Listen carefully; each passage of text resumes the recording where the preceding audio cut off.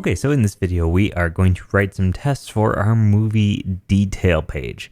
So let's check out what's going on in the movie detail page. Now, movie detail, or I should say the movie detail component, is a really interesting one.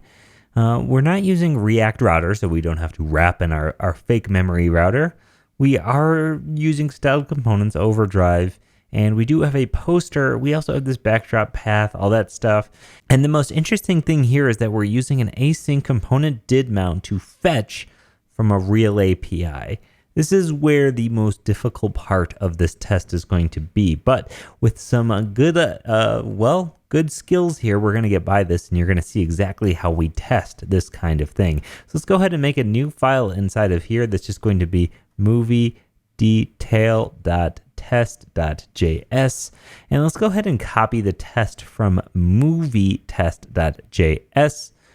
So I'm all about that. Let's do that and then paste it in here, and let's delete most of this stuff. I'm going to delete a lot of this stuff. Let's delete up until this point, and then we can also delete this movie poster path. We're going to want to import movie detail from movie detail. Do not leave this out here. These are all non-named exports. So if you have the wrong file in here, it's going to, even though if you use the word movie detail, it's still going to import the wrong component. Just something to keep in mind there. And next we're going to come in here and we're going to say, hey, we're testing the movie detail and we want to render the movie detail page. Okay, let's go ahead and remove this, and I'm going to do const debug is equal to a render, and then from here we can just debug. Getting double presses left and right here. Debug, there we go. Cool.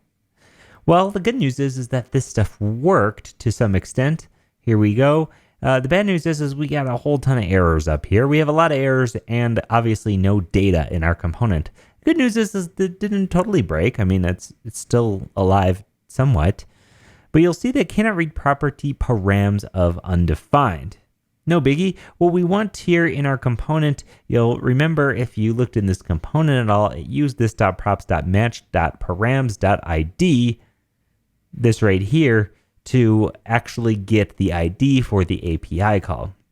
So one thing we can do is we can make some fake data.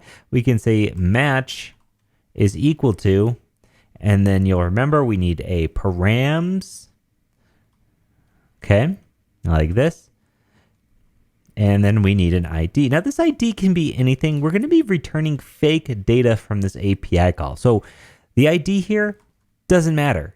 It can be anything you want as long as it's the right type of data. Next, let's go ahead and put the match into the movie detail component because it's expecting it. We're going to say match is equal to match. And as you can see here, well, that error goes away, but we still don't have any data. And then the next thing you see is, whoa, a big old network request failed. So you might be thinking, well, what do we do? Well, chances are you don't want to be hitting a real API for your test anyways. Now, why is that? It introduces a third component where it actually has to do a HTTP request. Now, as we all know, these things can't be that fast. HTTP requests aren't that fast. They have to go off to another server somewhere, and you're at the will of that server for how long it's going to take. Now, we don't want to sit and wait for network requests to complete in our tests, not to mention we don't want to use up maybe some of our data limits for those APIs. So how do we test this? Well, one of the cool things that we haven't really talked about is that mocking global components is as easy as mocking global dot and whatever. So you could do global dot fetch and mock the results of fetch. That's great. However, fetch actually is a little bit more going on than your average function, and even a little bit more going on than your average function that returns a promise, because we can certainly return a promise from a mocked function. That's no big deal. But what the big deal is here is that what we want is an actual JSON result from our fetch query. So I'm going to click this plus button and I'm going to open up a new tab in my current directory. You can do this in your command line, wherever you're using your command line. And let's do yarn add, and the package we're going to be adding is jest-fetch hyphen mock. Okay, just fetch mock is going to be a package that's going to take care of mocking all of our fetch calls, and it's going to do so expertly. You're going to see just how fantastic something like this can be. So we have this, it's been imported, nice and easy. Next thing we need to do is first replace the global fetch with our fancy new mock fetch. Now, one of the ways we can do that is simply by coming up to the very top up here, and we can say global.fetch, and we can say is equal to require. See if that, okay. Require, and we're going to require the just fetch mock package, okay?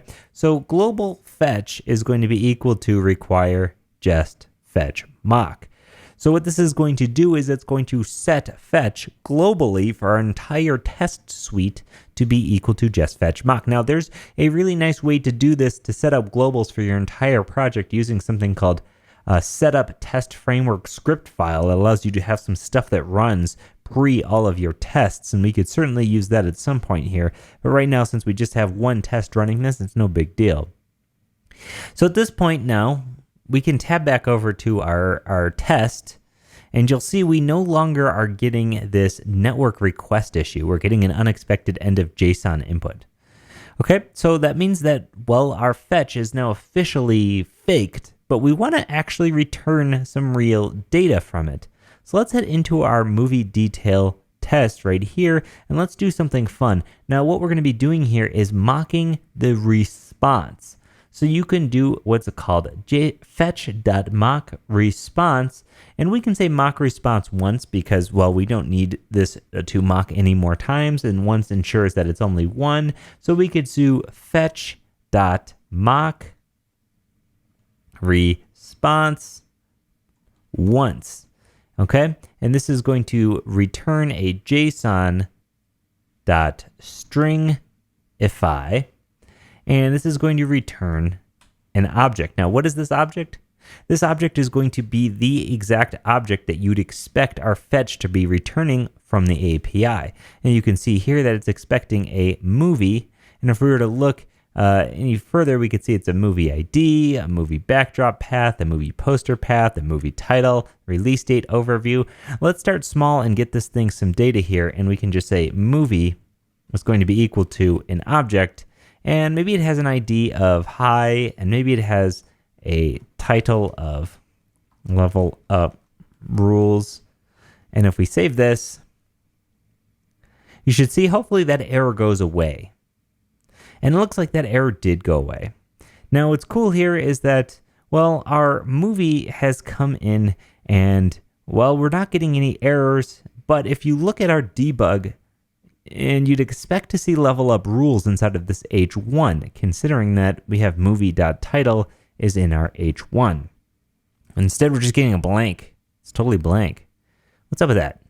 Well, the problem is that this does take time, right? We're mocking this request here. This still returns a promise, and even if it is super fast, it's still an async function, right? It's taking some time to get the data back, even though it isn't taking any real network time or something like that. So what happens is on initial render, it just renders through and it debugs without any of that information. Then our API goes off, gets that fake data, and it does a re-render. Now the big problem here is that we don't have a means of finding out when this re-renders. Well, there's actually a way that we do. In fact, that's going to be the topic of the next video. What we're going to be doing is waiting for something to appear on screen. We're going to have this thing where we say, hey, let's wait for this thing to show up. And then we're going to wait for anything. We don't have to actually, again, we don't have to care about the code. We don't have to care about the return of a promise. What we have to care about is if this stuff shows up on screen, which is the most important part of the test. So what we're going to be doing in the next video is we're going to be doing a wait on element to figure out how we can wait for this data to actually show up inside of our component, even after we have mocked the response for the JSON. So thanks so much for watching, and I'll see you in the next one.